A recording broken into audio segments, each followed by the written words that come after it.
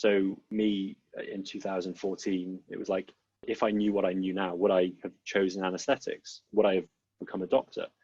No.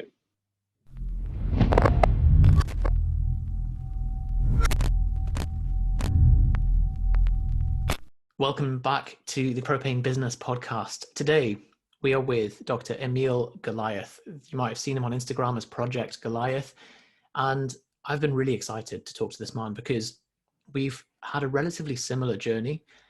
Emil stuck it out for much longer in medicine than I think I could tolerate at this minute. But he was an A&E registrar and basically made the shift from that into online coaching and living the ultimate digital nomad laptop lifestyle.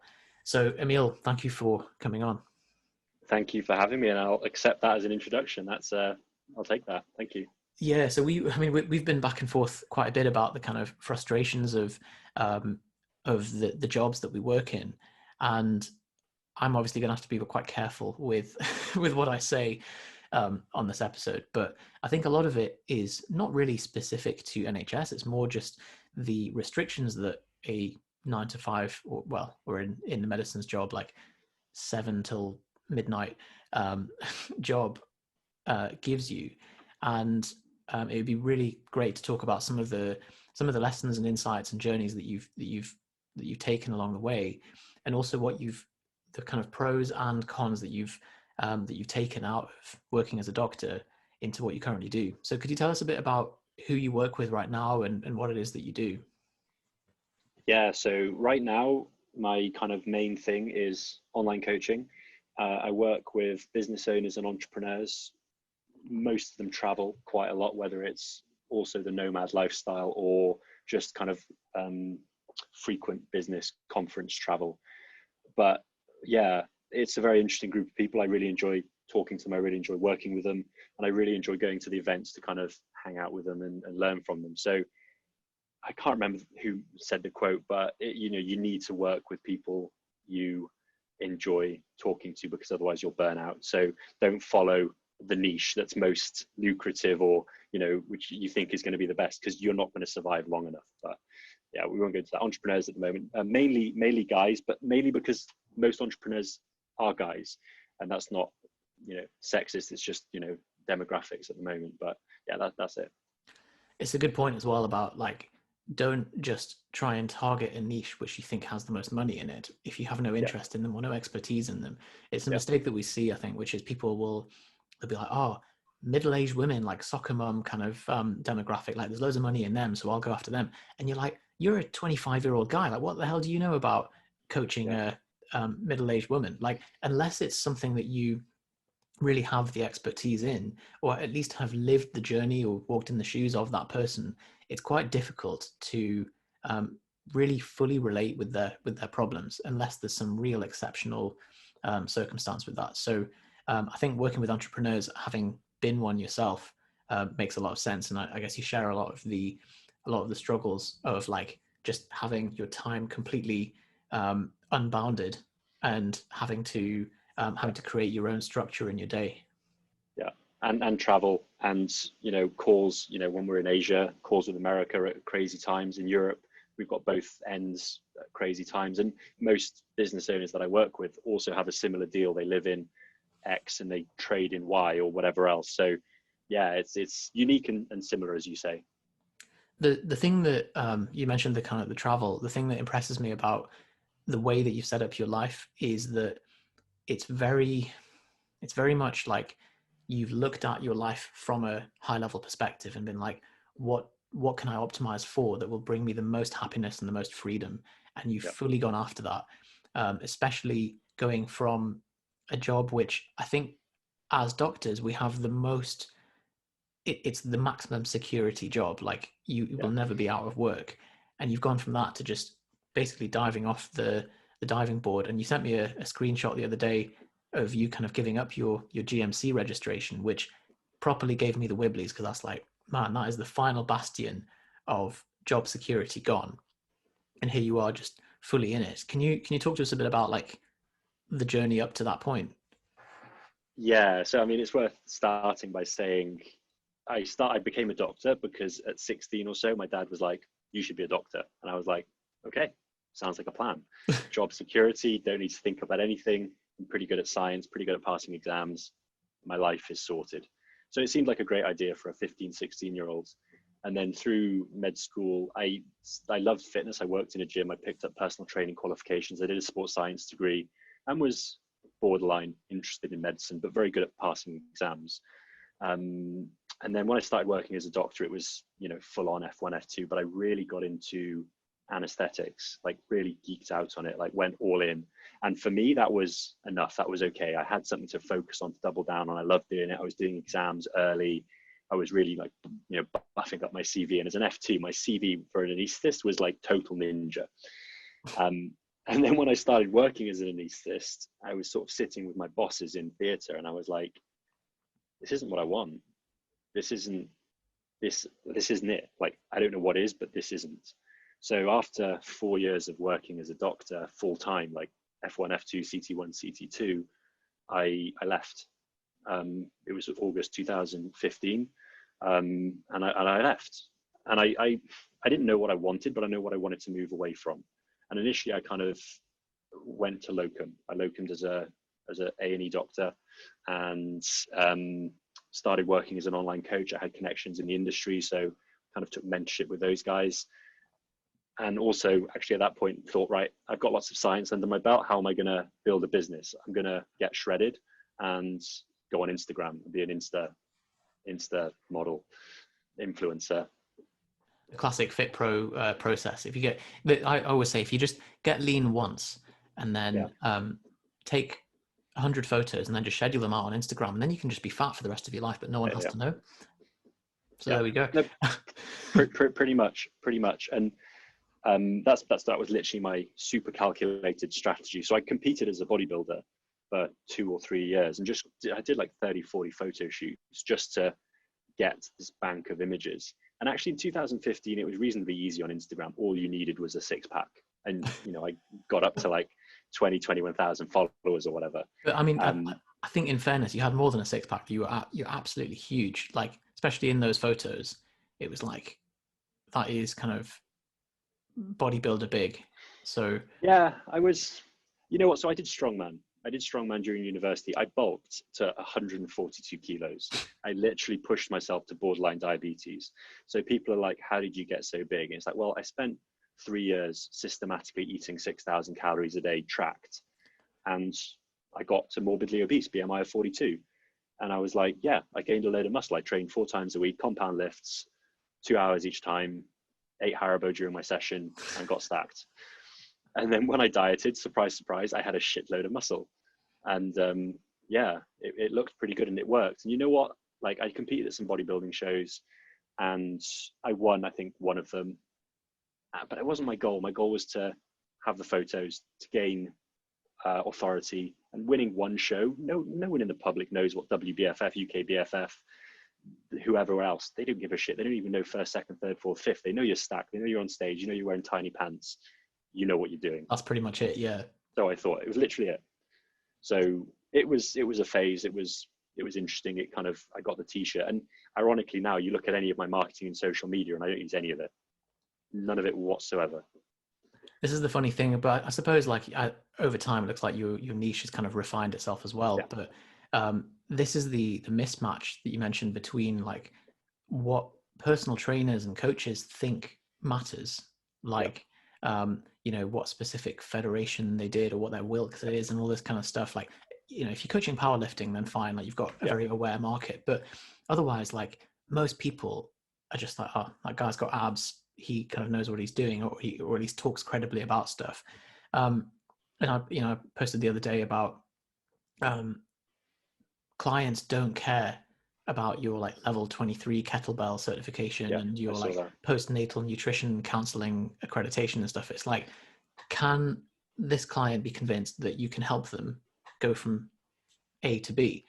And at the end of the day, it's a much more human trust and credibility and authority thing. And I think it's great that the market is kind of coming full circle to that, because I think maybe 10 or 5 years ago, it was going deep into the the like aggressive, semi-sleazy funnel marketing with like the old school video sales letters and stuff. And it seems like now, like as the markets are becoming a bit more clued up to that stuff and not as responsive to that kind of thing, it's coming back round to just like, do I trust this person? And can I just get on the phone with them and just talk through my my problems with them? Yeah, and even coaching is more about that and talking to another human than it is about nutrition or exercise or how many qualifications or papers you read. Like most clients don't give a shit. And if you start quoting papers to clients, you're literally in the wrong job. They don't care.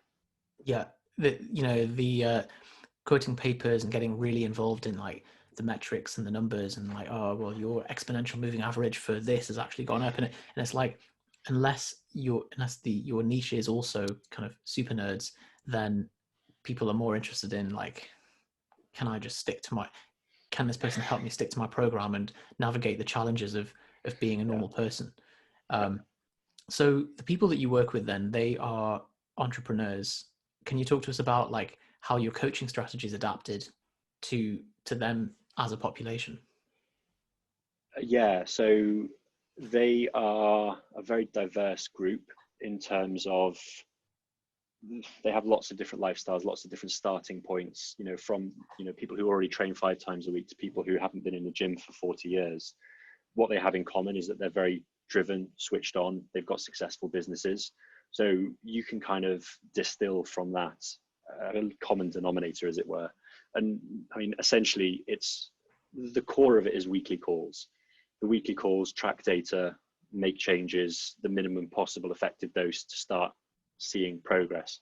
And I do find a lot of coaches try and overcomplicate the process to kind of show or prove themselves, prove value. And they're like throwing in all this crazy stuff. And I'm literally like, in the first week, I was like, right, how about one less beer and maybe don't have a pizza on Tuesday and Wednesday and Thursday and Friday, maybe just drop a pizza. And they're like, okay, I can do that. And then they drop a pound or half a kilo. And then next week we're like, let's do that again. Let's see how it goes. Are you finding it hard? No, not at all. Not in the slightest. Great. Awesome. Let's do that again. And like, I try and keep it as simple as possible. Because I've been in the industry so long, because I have a shitload of science behind me, I don't feel the need to flop it out. I'm very happy. Just, I know what works. We can do it. If I need science, I can bring it out. But most of the time I don't.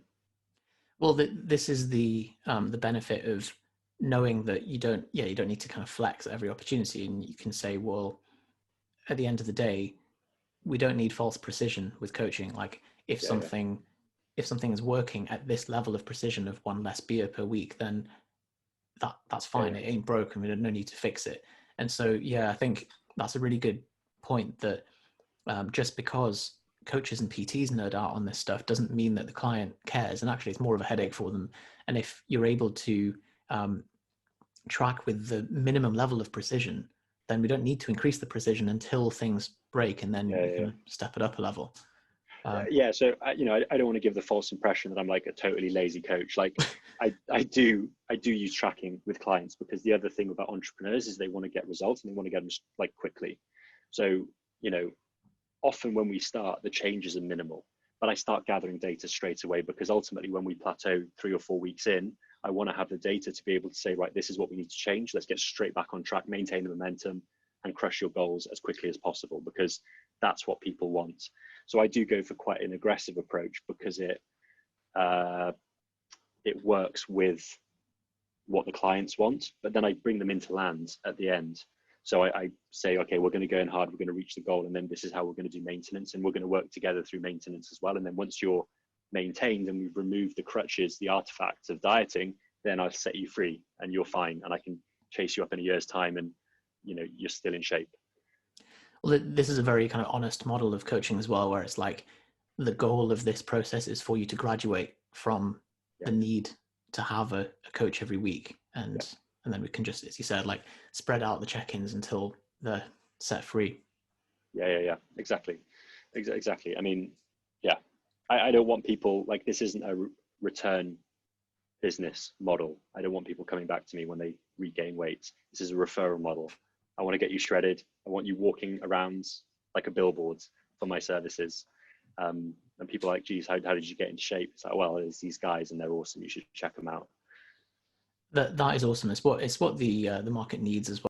There is a sense of like overcomplicating programs and almost confusing, not just confusing the muscles, bro, but confusing the client, so that they're reliant on you as a trainer, and they don't know how to progress beyond that.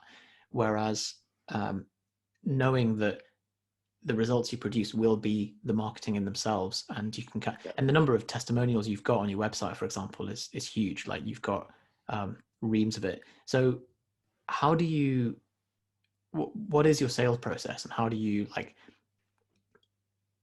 know that you're always going to get repeat business? Is it from referrals, or do you do kind of direct response marketing?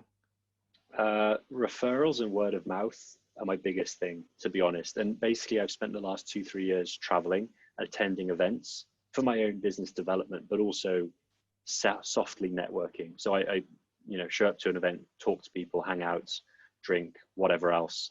I think one of my first clients, we met on a rooftop party in a hotel in Bangkok. And he's on my website. So yeah, it's super, super soft. And then people see me. I speak at some events. People see me. They add me on Facebook. They ask me a question 3 months later. Awesome. I answer, super friendly. Then 3 months after that, they see their friend has just dropped 20 kilos. And then 3 months after that, they reach out to me. And I'm like, yeah, let's do it. Get them on a sales call. But it's not a sales call because they're already convinced. They know pretty much exactly what it entails because they've spoken to their friends, and then we start working together. They have their transformation, and then it snowballs. And that's basically it. Like I've tried Facebook ads, 0 success. LinkedIn, 0 success. All this cold outreach.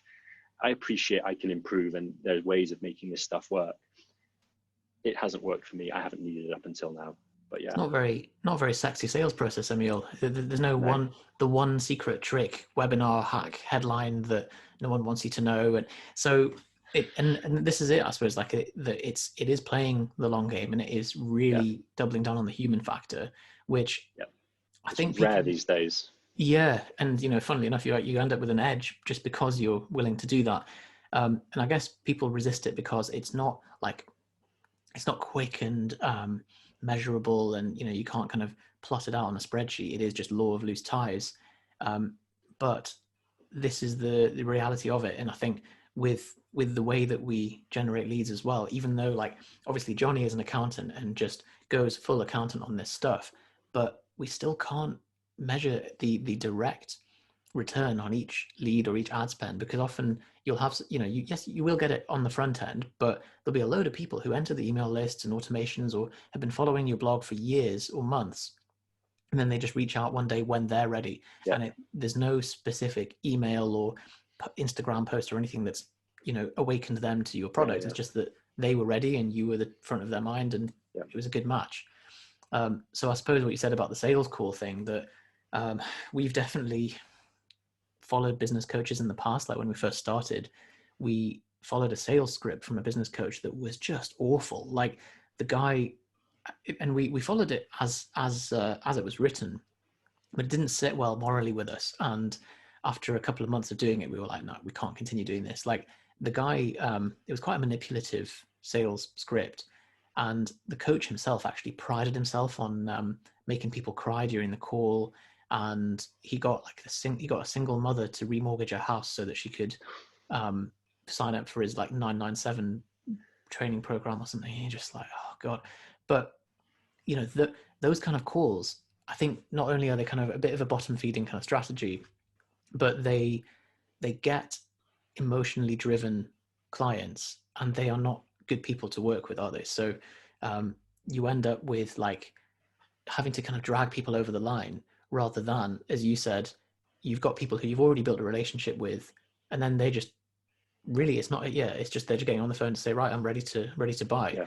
And I think with that kind of sales call, it's so different, because that there's not really anything on that call that you could do to sell them or to put them off, unless you were like, fuck you, like I don't that it's just the start of the coaching process. So it was a nice kind of smooth takeoff. Yeah, and I hate sales calls, so it suits me to a T. And I've had a script in the past that's been quite heavy on the digging for pain. I just skipped those bits because I didn't like doing them. And I thought I was kind of chickening out. And I was like, as I get better, you start using them. And then I kind of spoke to another guy, another mentor, and he was like, no, you don't go digging into pain in fitness. Just identify the gap, identify where they are now, where they want to get to, highlight that, and then show them how you can get them from A to B. And I was like, that makes a lot more sense, because I don't want to stir up pain or twist the knife or anything like that. They just want to get a six pack or drop 20 pounds. Like, I can do this. Exactly. It's a bit, it feels sleazy, and it's also, you don't like, I want rational clients that have signed up for rational reasons and will just follow a process. And, so yeah. Well, sorry, go ahead. I was just going to say, like, the best way to get results with clients is to build rapport and buy-in. Everything else is secondary. If they believe you and if they will do what you tell them to do, it doesn't matter what dieting philosophy or training philosophy you use, they will have an amazing transformation. And that's why allowing them to step over the line themselves, willingly, excited, is the first step of them having huge buy-in and rapport.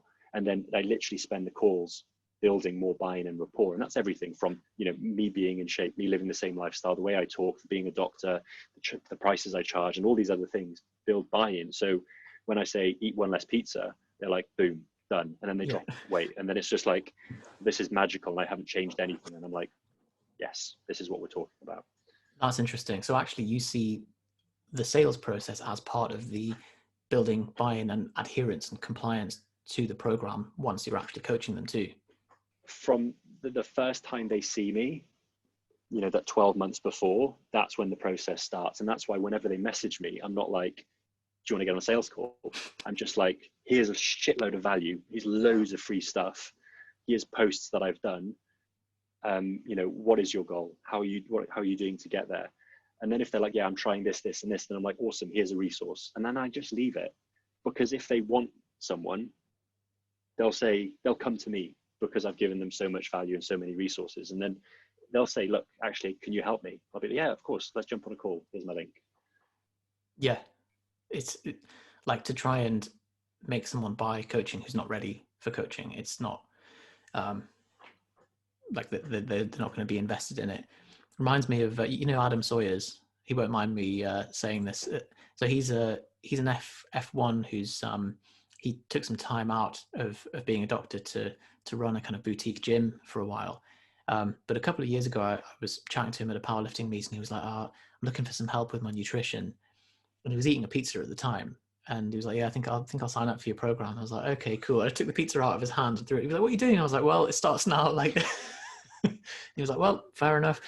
But yeah, this is, it's a really interesting concept that, like, because it goes against the kind of quick fix mentality that a lot of the like 6-7 figure fit pro people are claiming.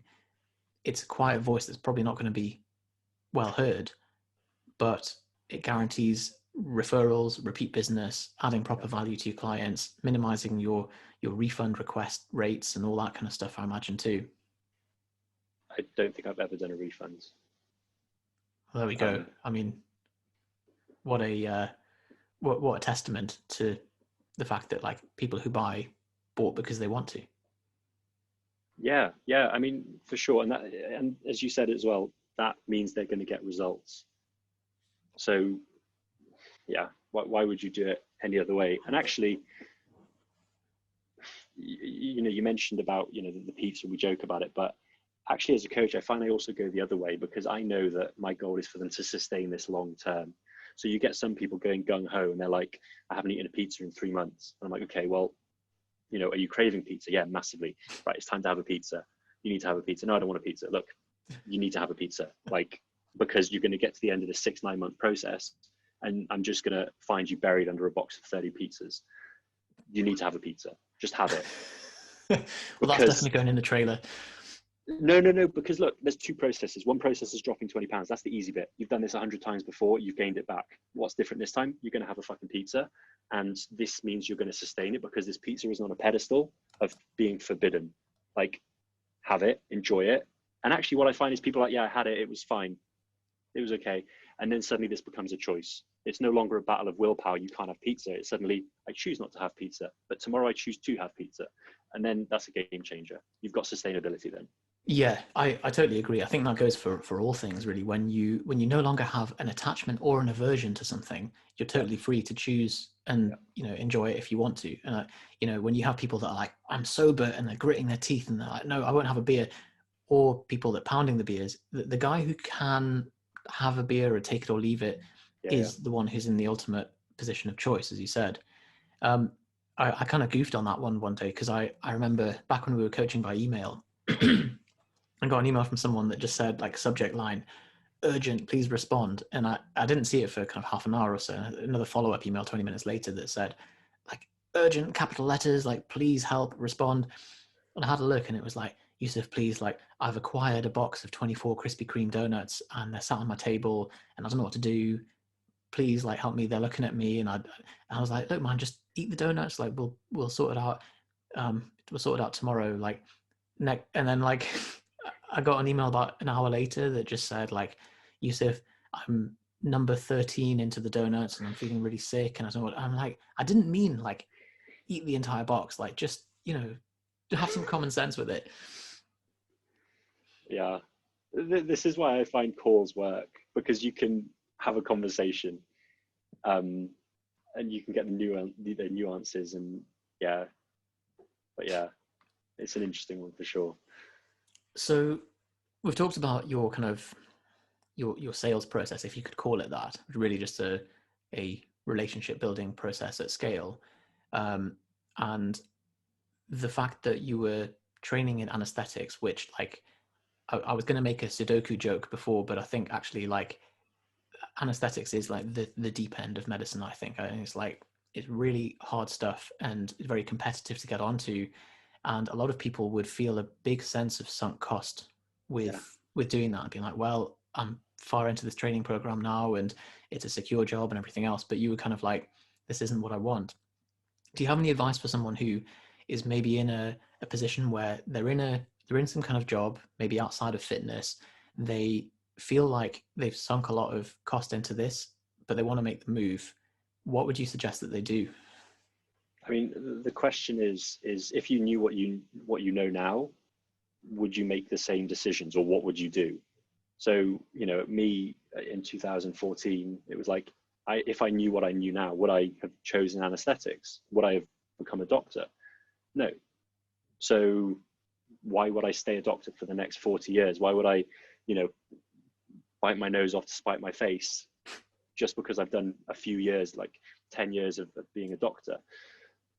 So yeah, it was just very, very logical for me. And actually, to be fair, as a doctor, it's not as if I suddenly left medicine and was suddenly like, yeah, I'm an entrepreneur, blah, blah, blah. It took me 5 years to fully transition. I left in 2015. It wasn't like, hand in my notice, next day I'm in Bali on a beach coaching 20 clients.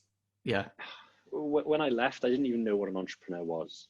And I did a post a couple of months back where I listed all my failures, and there was probably like 15 business ventures which failed during that time. But I was locuming as an A&E doctor throughout. So I was making enough money to, like, survive. I was, comfortable.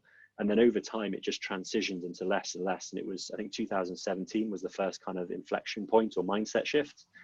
And then 2018, I started traveling, had some like income goals. And then 2019 was my last year in the UK and my last year as a doctor. That was, literally 12 months ago, almost to the day, I did my last shift in ER or A&E. So I remember you saying that like the landing strip was kind of, so for people that don't know, like, to maintain your medical license, you have to do a certain minimum level of work each year to kind of keep up to date. And you were coming back to the UK just to do the minimum and then going back again. And you were kind of like, hang on, I'm not actually doing anything above this. I'm just doing what I need to maintain the registration. So final step, I'll just sack it off. I mean, even that wasn't as kind of discreet as that. It was, I was doing less and less. And 2019, I did the bare minimum. I did my research, trying to figure out what the bare minimum was. Note, there is no precedent because people don't tend to do this. So I kind of hodgepodge something together, got my reappraisal, and then left for Asia like I did the previous year. That was, I think, September time. And actually at that point we moved to Lisbon. We literally went to Lisbon, got a flat, spent 2 weeks there, and then left to go to Asia before Brexit, right? So we could remain EU citizens. And then we went to Asia, and then COVID happened, and we were stuck in Malaysia, and we were like, well, I can't get back to the UK anyway. I don't know that I really want to, because if I do go back, then everything that I've built over the last 5 years is gonna go to shit. I'm gonna go backwards if I go back now. So I have to make a choice. I'm at a fork in the road. And then my GMC came up for renewal, and I was like, okay, well, I mean, I've had, over 12 months of business mentorship and relative stability. I've made a load of money. There's a load of money in the bank. My expenses are minimal. I'm just going to make the call and call it quits. And again, I don't want to sound all heroic. Like, I can go back relatively easily. Like, I just can't practice as a doctor in the UK. I'm still on the GMC register. I'm still a doctor. And if I actually said to them, actually, can I have my license back? Then because it's been such a short time, they'll be like, fine. After a year, it's going to be more difficult. After 10 years, it'll be more difficult. But if I'm looking for my license back after 10 years, then I've done something very wrong. And I know I don't want to go back. So yeah, I ain't going back. That's interesting. I think personally, like, maybe because I'm still quite junior relative to where you were, but I see some utility, at least from a kind of satisfaction and variety perspective, to still do a bit of medicine, maybe in a GP clinic rather than a hospital setting, but certainly not at the number of hours that I'm doing right now. But having the freedom of location and everything else to be able to just do little bits of work out in like Singapore or Asia or whatever would be really cool. But I suppose at the end of the day, like, this is a luxury that only this job really offers you, which is the flexibility. If you can totally let go of the sense of like keeping up with the Joneses and trying to stay on top of, because I guess the job is so heavily training focused and competitive and exam based and everything, that if you can just be like, I'm going to coast, that you can do that, but very few people seem to choose to. Yeah. So, I mean, that annoyed me, that I wasn't amazing at my job, and I was good. Like, I'm happy to say that. Like, I worked so hard in the first 4 years of medicine. I picked up like every single course you could. I did like loads and loads of cases and emergency stuff in theatre. So when I moved to A&E, I was like really, really useful. And I was good at it, but it annoyed me that I couldn't be amazing at it because I was distracted. So it was like, I need to choose one or the other. And I can't split my focus. It's like that standard quote, you can't chase true rabbits, you'll miss both. So I was on a one-way trip, and I was like, okay, I'd love to be a good doctor. I enjoy being a doctor. I hate the system. I hate the hours. I hate being told what to do. So this is I can't work this in. So I'm going to leave. Like, that's just how it is. And actually, every time I left to go to Asia or, just travel, I got nostalgia for A&E. And then I went back and realized, no, that's not nostalgia. I don't want to be here at 2 a.m. And then I left again. I was like, oh yeah, I kind of liked it. It was nice, status. And then I went back and I was like, no. And I did that enough times that eventually I was like, no, this is just bullshit. I'm out. Like, I'd much rather be on a beach in Bali than in A&E at 2 a.m. That's interesting. Well, there's another argument as well, which is that to be amazing in medicine, I think people don't have an appreciation for like how deep the rabbit hole goes with this job, and how you've got some of the most incredible minds that are like throwing everything into it. And I spoke to he's a med student. I think he's just qualified now, but his goal since 3 years ago has always been to go and work for a boutique hedge fund or in like mergers and acquisitions or private equity. He's got no interest in being a doctor long term. And it's purely because he's seen it from a very like utilitarian perspective of, for the amount of time and energy and effort that I could put into this job, the return is really capped as a doctor. But if I put that same energy and intelligence and everything into private equity, I do pretty well. So that assumes that you have total indifference to what you're doing day to day. But it's a really interesting perspective because, like, the same applies for entrepreneurship, that as long as you have the risk appetite for it, applying the same level of effort into Yeah. a process like that will get you a much better return on your time and energy. I mean, people say medicine is competitive. Once you're a doctor, you will progress. However shit you are, as long as you don't royally fuck up, you will progress. Like the idea of medicine being a meritocracy after med school, I mean, even during med school, if you get into med school, you're pretty much going to be spat out the other end as a GP or a consultant. So like that killed me. It's like, why should I try hard? Why should I do extra work? And as you say, to be a good doctor is really hard. Like you need to do the long shifts, the long hours, the extra hours. And then when you get home, you need to revise for exams, do extracurricular learning, be on top of papers. And it's not just knowing all the drugs and everything else like in A&E or anesthetics. It's also being really fucking good with people and being able to kind of get into their heads, but like be able to empathize with them, to like deal with these issues. So to be a really good doctor is really hard, but there's no incentive for it. None whatsoever. And I was like, why would I try? I'm already a good doctor with minimal effort. Now I'm just going to go and apply my skills somewhere else where I get rewarded for it. Where actually, if you put in the effort, then there is a financial reward. And It's directly proportional. Yeah. And I've heard people say that entrepreneurship is a vessel for personal growth that's disguised as a money-making scheme. And that makes so much sense because, yeah, all of those same skills that you've described there apply very much with running your own business, because you are the accounts department, the marketing department, the content, the customer service, you're everything. And so being able to, like, it forces you to build out those skills and to round yourself out as a person and grow along the process. And there's no way that I would be the person that I am today without having been kind of constantly shaved down by all of the challenges that we face. So even if it's just for that purpose, just from a sense of personal growth, and you don't care about the money, I would recommend everyone just dip their toe into this. I agree. I mean, it's like an infinite challenge. Like it doesn't end. You can go in as far as you want. And if you fuck up, then the world and business will tell you. And that's literally how it is. It's like very raw. There's Instant no one feedback. there's no one looking after you. It's like, it's you. Especially as a nomad, you've not got like the family, you've not got like welfare structures, you've not got anything.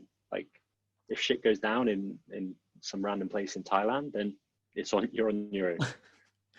Yeah, well, I really want to talk to you about the nomad stuff. Actually, the thing that, just to kind of round off, something that came to mind was this sense of sunk cost with whatever someone's doing prior to going full-time online as a coach is like the analogy that I've heard in Essentialism, a book I'm reading recently by Greg McKeown.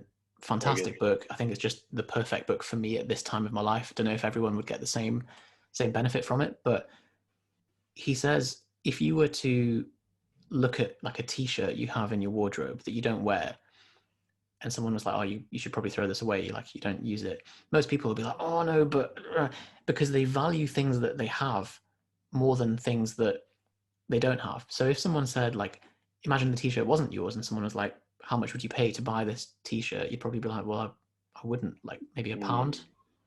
And so it's so interesting. And there's a few studies where they gave people a mug, you might have heard of this, where, and then they said, right, this mug is yours, how much will you sell it for? And then they gave another group of people, they showed them the mug and they said, how much would you like to buy this for? And the people who had the mug and were selling it always felt like they valued it higher. And I think the same thing goes for, the sunk cost, the whatever we have in our current lifestyle. But it seems like you've kind of detached yourself from that and you've been like, okay, here's what I really value in life. Was this a conscious process? Like, did you look at what gave you the most happiness and reward and designed your lifestyle around it? I'd love to say it was a conscious process, but it was not. It was an evolution over time. And initially it was moving away from what I didn't want, which was the future in medicine. And then it was eventually moving towards what I wanted as I discovered what it was that I wanted. But like, as a super simple example, like I wanted to train at 2 p.m. That's when I want to train.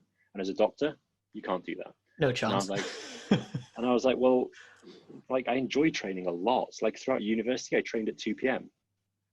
As long as I passed my exams, no one cared. And then like, as I started working, I was like, why am I doing this? So that was like the super simple thing. And then I left and started training when I wanted to and was making money. And I was like, this is kind of cool. And then, as I said, 2017, I discovered that there's a world where people can make a shitload of money while traveling. And I was like, okay, now this is what I want. And then it was kind of went from a negative, like being pushed away, to being pulled towards, and then things changed. And now I've defined kind of what I want and values and things like that. But it's a journey, it's an evolution. But yeah. So as opposed to like turn that into a process, it's just, what is the biggest frustration in your life? Like, what's the, like, and at that time it was not being able to train at a normal time of the day. And yeah, like having to train at either like 6 a.m. or 11 p.m. And being tired. Yeah, and just being like, well, that's the first thing. And then once you got that nailed, it's like, okay, what else could I improve on my life? And then I suppose you get to the point where, as you said, you go from improvements to make your life tolerable to what would make it where's the ceiling. But another thing, and I ask this to so many people who come to me for like advice or whatever, they say, what would you suggest for XYZ? And I say, what are your goals? And usually they stop talking to me at that point. And I'm just like, and there's a huge debate over whether you need goals or not. I think we actually had this debate about process goals versus outcome goals. And I'm just like, you need a goal to set the direction of travel. And you need to sit down and figure this out, because if you don't, you will just travel through life on a conveyor belt, especially in the NHS, and you'll just get spat out at the other end, wherever you end up. So you need to actually sit down and spend some time figuring out what you want in life. And if it's the standard, progress through medicine, buy a house, buy a car, start a family, get a dog, they leave, retire, whatever, then that's fine. But do it consciously, do it actively. If that's not what you want, then make a stand, figure it out, and start moving towards it. It's so easy as well to just think like, oh, well, this is what I should be doing. Like I had a chat with a guy called Lewis Potter recently, who set up I think the best and highest ranking revision resource for med students. And he was talking about how like his consultant wants him to do this audit and so on. And like, he was like, hang on, like, is this going to improve my life in any way? Or is it just his agenda wants me to kind of do the legwork for his project? And I'm actually like, no. And the consultant's like, oh, well, I don't want people that just clock off at the end of the day. And it's like, well, sorry, that's who I am.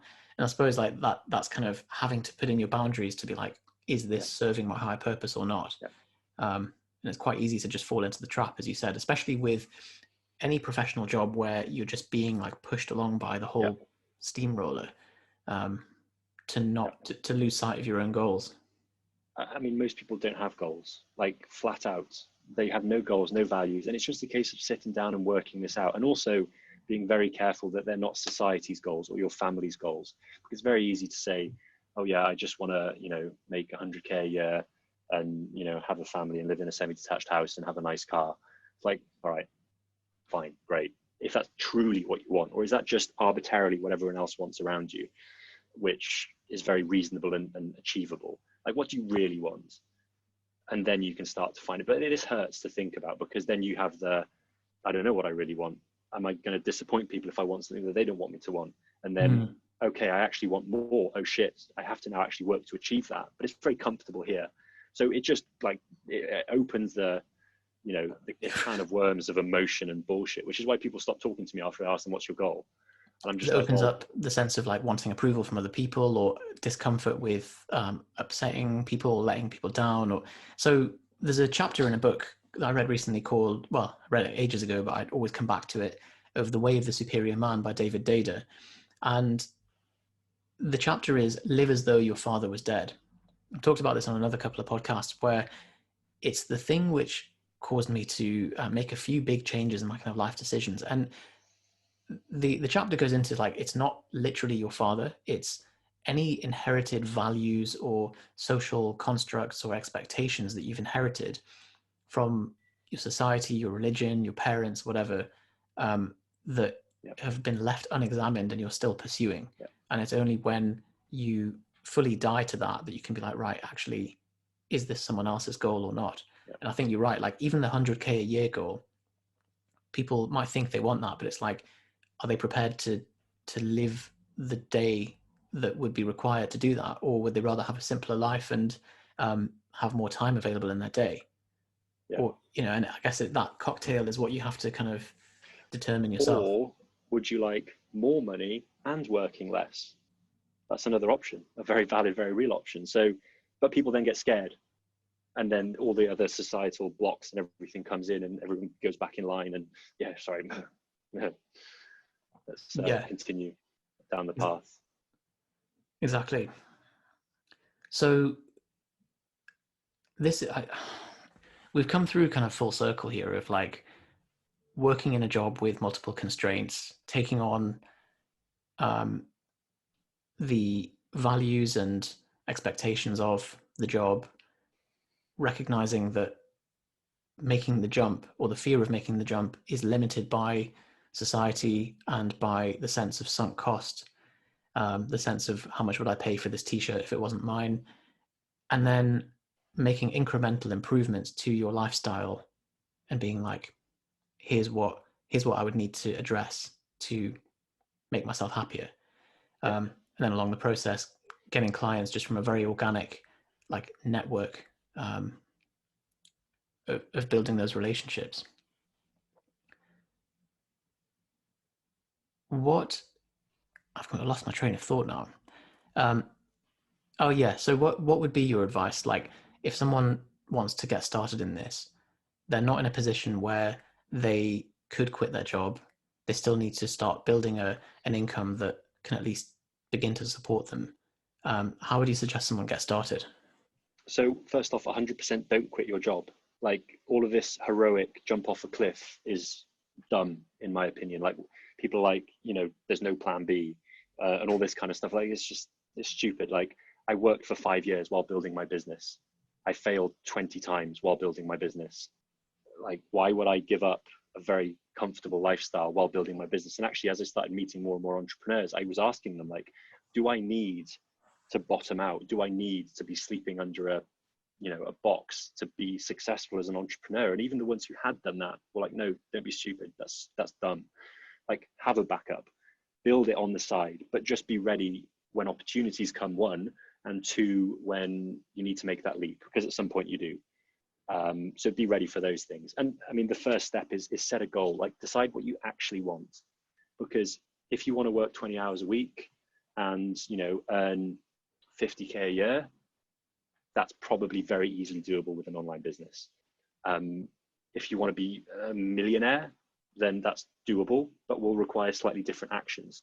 So just figure out what you want. It doesn't have to be the final goal. It doesn't have to be like carved in concrete. Just figure something out and move towards it, and then go from there. And I mean, just start reading books. You don't know what you don't know. Start reading books. Set a goal for this year and just read. Doesn't even matter what. I'm not even going to give you advice as what to read. Just start reading. Nice. Wise words there, yeah, for sure. Especially with the level of wisdom that's just available to us for like £6 a pop or something. £3 if you get an Audible membership, like an annual membership. It's £3 for a book. Like, it's a no-brainer. Like, to save yourself a year, well, like a lifetime of someone's lessons that they've condensed into.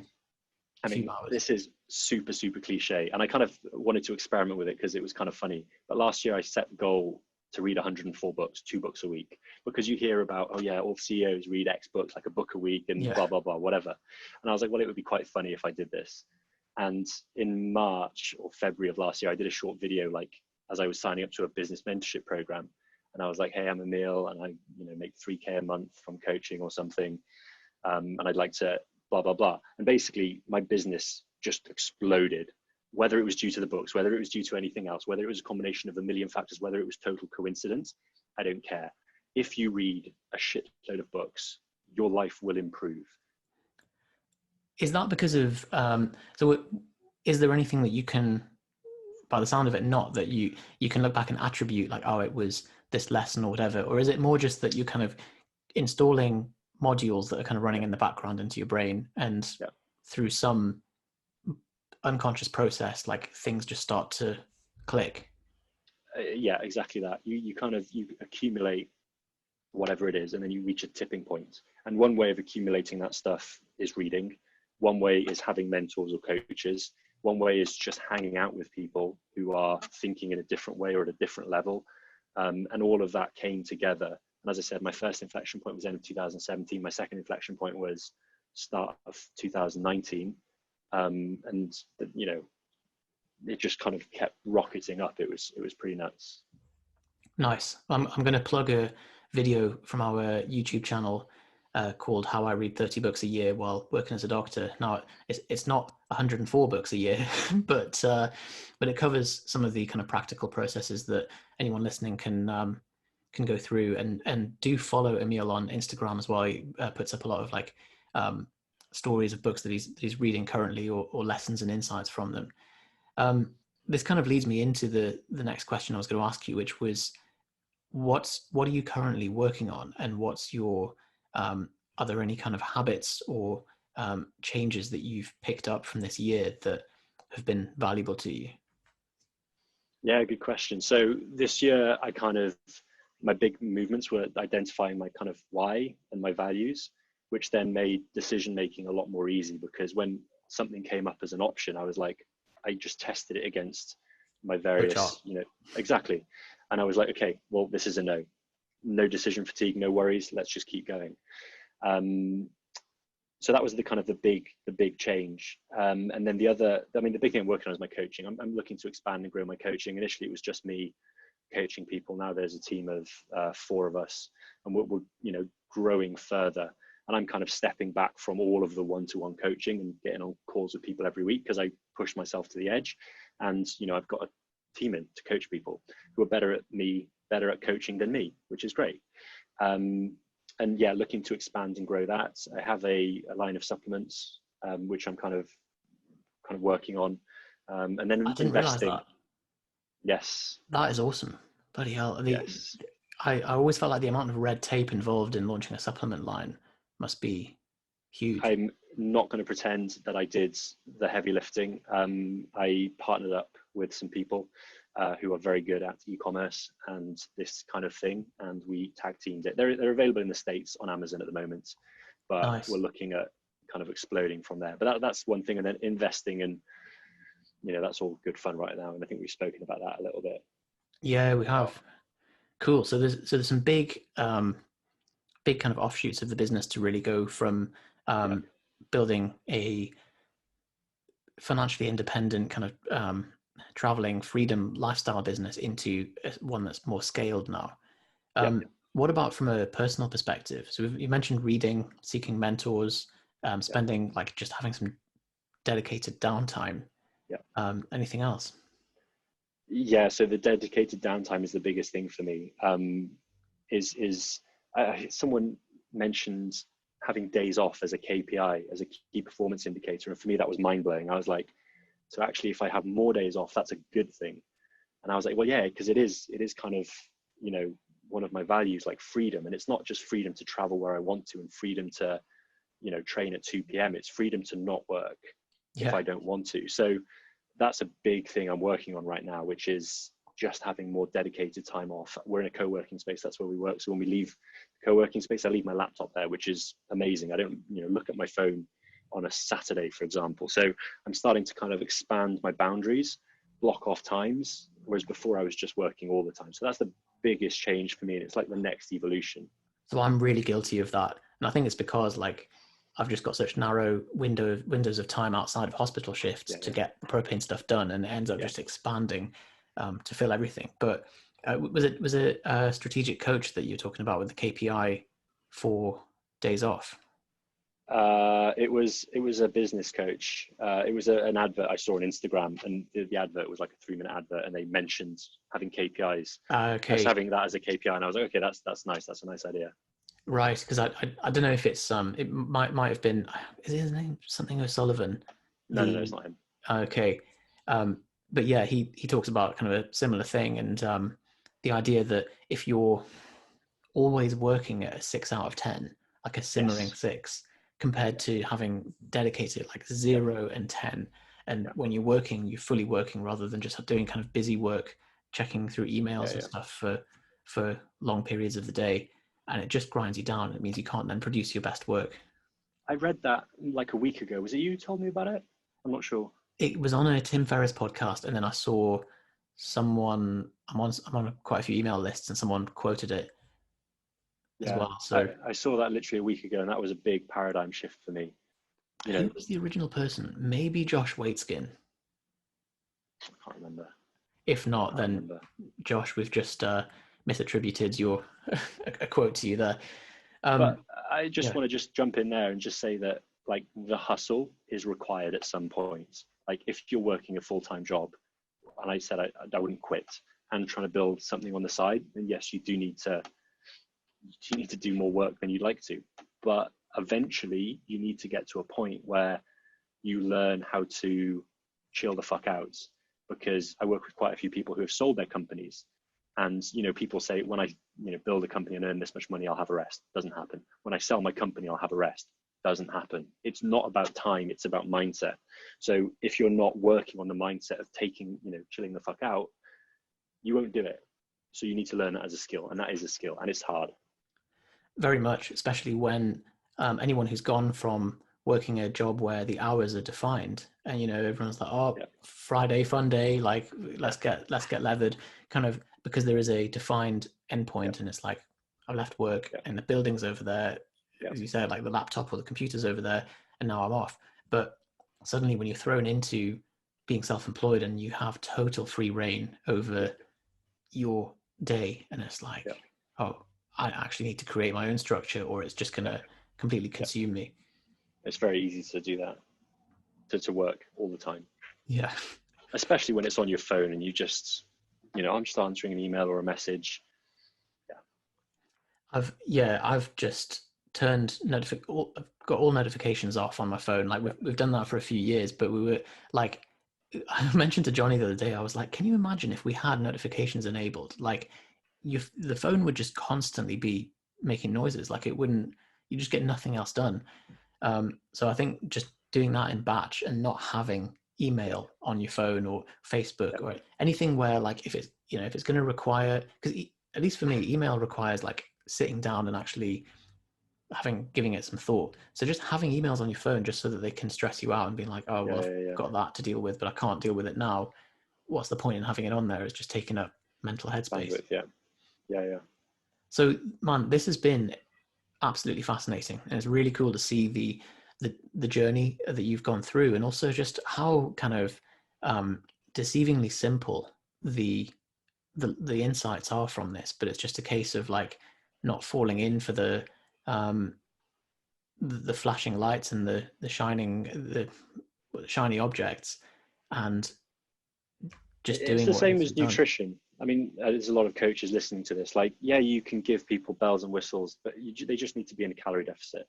And it's often the same with business. You just need to do the simple things consistently, persistently for a long time and keep improving and learning. And I mean, I'm not going to say you'll inevitably achieve success. It's like if you read 100 books, you probably won't achieve success. But the fact that you've gone to the effort of reading 100 books means that you're in a space where you're more likely to achieve success. And if you're looking for a guarantee, then you're doing it wrong.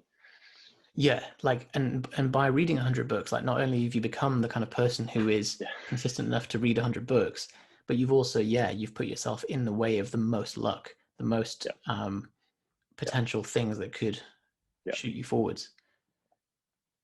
100%. Sweet. And I don't recommend reading 100 books in a year. It's pointless. A more moderate number is fine. Well, yeah, I think I'm kind of coming back around to, but this is because I went through a phase of just mindless acquisition of information, and my Evernote has got 5,000 notes in now, and I'm looking back and I'm thinking there are lifetimes of insights and lessons in this thing that I've just like finished a book and moved on to the next one and the next one, rather than actually, like, if I just sat down and read the same book 10 times in a year and really digested it and put it into practice, probably would have gone a lot further. And that's the difference between like me and Johnny's reading styles, that he's very implementation focused, and he's pretty much stopped reading, or if he does and there's something that's like actionable, he'll just close the book and go and do it, which is awesome. That's interesting. I'm definitely your style. I just hammer through them. It's a bad habit of mine, I think, but I'm coming around to I think you need to have that initial critical mass, because then you'd certainly reach a point where the books that you read are almost saying the same things, because most things within business or within self-help or whatever have all been kind of said, and you're like, okay, the whole field, there's not really much adding to the field at this point. Let's just go and implement. Yeah, I suppose to flip that, when I read a book, I get super inspired, super pumped up. So I figure if I keep reading books, I'll just be constantly inspired and pumped up. And if I hear something which is good, I'll note it down, but then I'll forget about it. But then I'll hear it again a month later, and I'll hear it again 3 months later. And then eventually when the time is right, I'll hear it again and I'll implement it. And if I don't hear it again, it'll make no difference. It'll come when it comes. Emil, it's been an absolute pleasure. How can we find out more about you? So my website is dремil.com, and what a domain. And my Instagram is Project Goliath. I'm mainly on stories, to be honest. I think I have like 9 posts of me in Bali, and then the rest is just stories of quotes and books and pictures of Lisbon. Project Goliath on Instagram. Cool. Yeah, and actually, Dr. Emil is a long DOCTOR. Emil. Okay. I actually own the other domain. I just haven't set up the redirect yet. Maybe I'll set that up. Maybe that's my motive. Maybe I'll do that. Fine. Let's do it. Well, we'll stick that in the show notes. And yeah, if you are an entrepreneur looking for physique coaching, Emil is the man. I can help for sure.